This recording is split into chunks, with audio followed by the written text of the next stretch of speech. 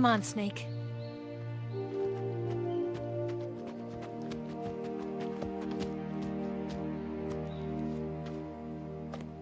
We made it. We made it.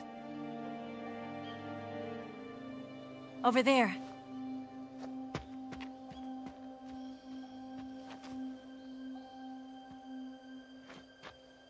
It's the boss, isn't it?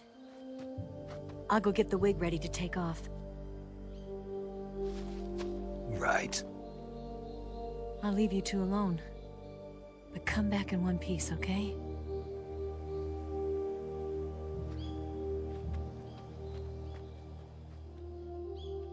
Promise me!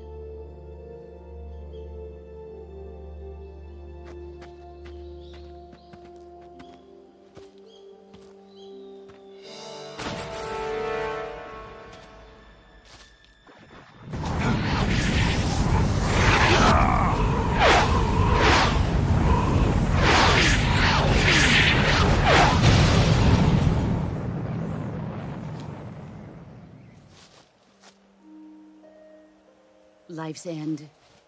Isn't it beautiful? It's almost tragic. When life ends, it gives off a final lingering aroma. Light is but a farewell gift from the darkness to those on their way to die. I've been waiting, Snake, for a long time. Waiting for your birth, your growth, and the finality of today. Boss. Why are you doing this? Why? To make the world one again. The world used to be whole. But with the end of the Second World War, the philosophers began to fight amongst themselves, and the world was torn apart. The Cobras, my comrades who trained and fought alongside me, were torn apart as well. The foibles of politics and the march of time can turn friends into enemies just as easily as the wind changes. Ridiculous, isn't it? Yesterday's ally becomes today's opposition. And this Cold War? Think back. When I was leading the Cobras, America and Russia were fighting together.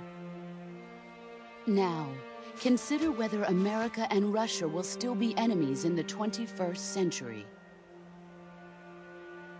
Somehow I doubt it. Enemies change along with the times, the flow of the ages, and we soldiers are forced to play along. I didn't raise you and shape you into the man you are today just so we could face each other in battle. A soldier's skills aren't meant to be used to hurt friends. So then what is an enemy? Is there such a thing as an absolute timeless enemy? There is no such thing, and never has been. And the reason is that our enemies are human beings like us. They can only be our enemies in relative terms. The world must be made whole again. The philosophers must be reunited. I will devote my skills to that purpose. And with the Colonel's money, I will achieve that end. Just as I once created the Cobras. They are my family. I may no longer be able to bear children, but I still have a family.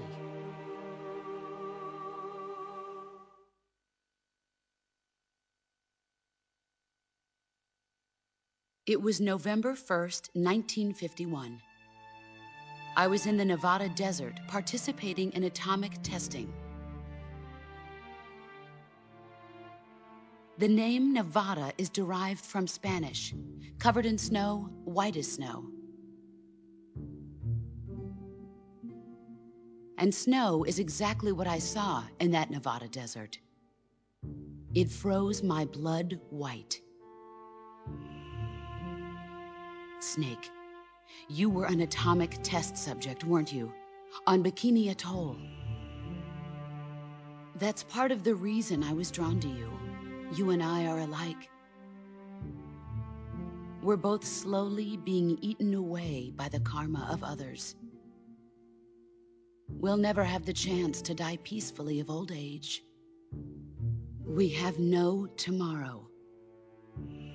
But we can still have hope for the future. In 1960, I saw a vision of the ideal future from space.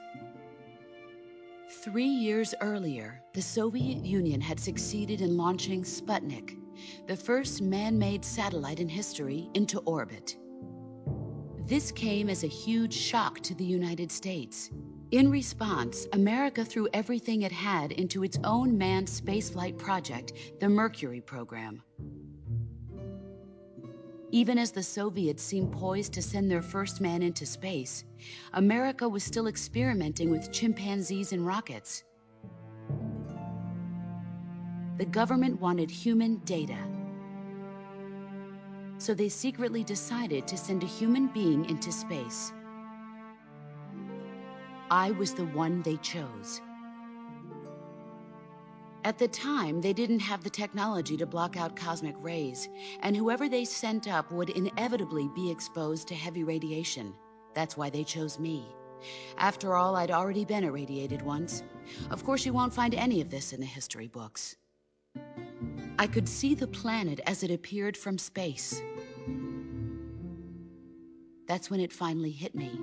Space exploration is nothing but another game in the power struggle between the US and the USSR. Politics, economics, the arms race, they're all just arenas for meaningless competition. I'm sure you can see that, but the Earth itself has no boundaries. No East, no West, no Cold War.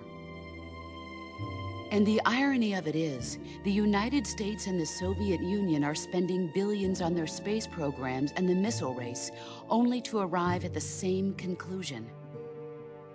In the 21st century, everyone will be able to see that we are all just inhabitants of a little celestial body called Earth. A world without communism or capitalism, that is the world I wanted to see.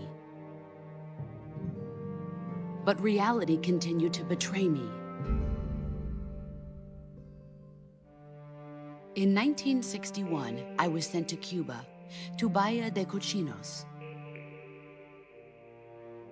It was part of a CIA-sponsored invasion under the guise of taking Cuban exiles back to their country. But the US government betrayed them. Our weak-kneed president held back their air support. Defenseless, the exiles were annihilated by the Cuban army. All I could do was watch in silence. I was set up by the very country I'd sacrificed so much for, by the very government I dedicated my life to defending. I was driven from the surface world, and I went underground. Then, 2 years ago, I faced the Sorrow, my old comrade in battle. He was my friend. But one of us had to die.